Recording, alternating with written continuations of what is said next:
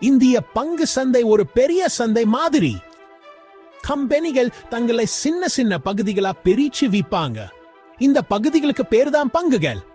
மக்கள் இந்த பங்குகளை வாங்கவும் விற்கவும் செய்வார்கள். இந்த வாங்குறதையும் விற்கிறதையும் தான் நம்ம பங்கு சந்தைன்னு சொல்றோம். இந்திய பங்கு சந்தை ரொம்ப பெரியது, முக்கியமானது. இது நம்ம நாட்டு பொருளாதாரம் வளர உதவுது.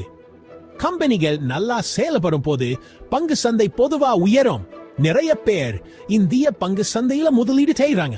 நீங்களும் முதலீடு பண்ணலாம். இது காலப்போக்கில் உங்க பணத்தை பெருக்க ஒரு வழி. ஆனா முதலீடு பண்றதுல இருக்குன்னு மறந்துடாதீங்க. நீங்க ஆரம்பிக்கிறதுக்கு முன்னாடி நல்லா தெரிஞ்சுக்கிட்டு ஆரம்பிங்க. ஆனா பயப்படாதீங்க. கொஞ்சம் தெரிஞ்சுக்கிட்டா நீங்களும் ஒரு புத்திசாலித்தனமான முதலீடாளரா மாறலாம்.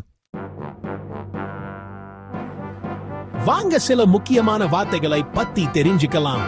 ஒரு பங்கு என்பது ஒரு நிறுவனத்தின் ஒரு சிறிய பகுதி.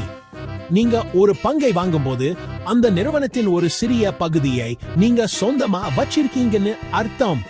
ஸ்டாக் என்பது பங்கின் இன்னொரு பெயர். இரண்டுமே ஒரே அர்த்தம் தான். பங்குகள் பங்கு சந்தை எனப்படும் இடத்துல வாங்கப்பட்டு விற்கப்படுகின்றன. இண்டெக்ஸ்ங்கிறது இன்னொன்னு இருக்கு. பங்கு சந்தை எப்படி செயல்படுதுன்னு இண்டெக்ஸ் காட்டும். மிகவும் பிரபலமான இந்திய இண்டெக்ஸ் சென்செக்ஸ். இந்த வார்த்தைகளை புரிஞ்சுக்குது ரொம்ப முக்கியம். அதுதான் பங்கு சந்தையோட அடிப்படை. இதெல்லாம் தெரிஞ்சா இன்னும் நிறைய கத்துக்க ஆரம்பிக்கலாம். முதலீடு பண்ண ரெடியா? முதல்ல நீங்க ஒரு டிமேட் அக்கவுண்ட் தொடங்கணும். இந்த அக்கவுண்ட உங்க பங்குகளுக்கான வங்கி கணக்கு மாதிரி. அடுத்து உங்களுக்கு ஒரு புரோக்கர் தேவை. புரோக்கர்னா பங்கு சந்தையில உங்களுக்கு உதவி பண்ணுவாங்க. அவங்க உங்களுக்காக பங்குகளை வாங்கவும் விற்கவும் செய்வாங்க. இப்போ நீங்க முதலீடு பண்ண ஆரம்பிக்கலாம். உங்களுக்கு புரியுற நிறுவனங்களை தேர்ந்தெடுங்க. ஒரு நிறுவனத்தோட பொருட்கள் உங்களுக்கு பிடிச்சிருக்கலாம், அல்லது ஒரு நிறுவன எதிர்காலத்துல நல்லா வறட்சி அடையும்னு நீங்க நினைக்கலாம். சின்னதா ஆரம்பிங்க. உங்களால் இழக்க முடியாத அளவுக்கு பணத்தை முதலீடு பண்ணாதீங்க.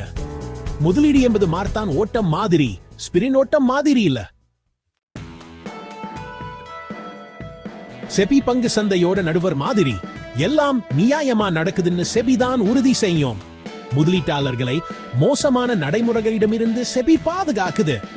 புதிய முதலீட்டாளர்களுக்கான சில குறிப்புகள் இங்கே. முதலீடு பண்ணதுக்கு முன்னாடி நல்லா ஆராய்ச்சி பண்ணுங்க. சூட்டத்தை பார்த்து பின்னாடி போகாதீங்க. நீண்ட கால முதலீடுகளை மனசுல வச்சு முதலீடு பண்ணுங்க. பங்கு சந்தையில முதலீடு பண்ணது லாபகரமானதா இருக்கும். காலப்போக்கில் உங்க செல்வத்தை வளர்க்கலாம். இந்தியாவின் வளர்ச்சி கதையில நீங்களும் ஒரு பங்கா இருக்கலாம். வாழ்த்துகள். மகிழ்ச்சியான முதலீடு.